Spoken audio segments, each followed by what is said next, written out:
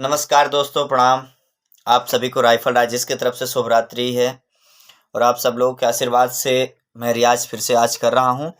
और आज का मेरा गाना का रियाज है नमक रोटी खा के भोले गुजारा कोलेम, सवतिया ना सहाई ये पिया। और सिल्फीराज जी का गाना है।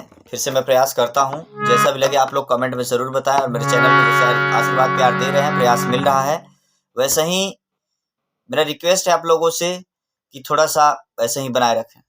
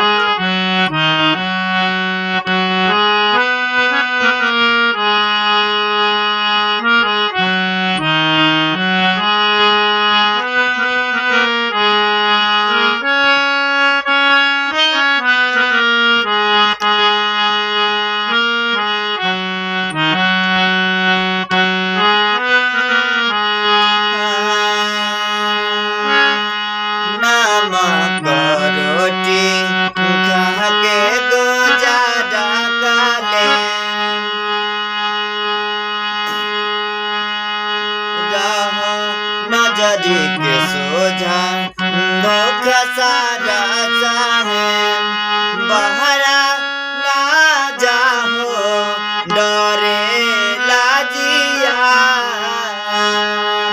राजा हो पेट के अगिया भाले नु सहाय सावतिया ना सहाय।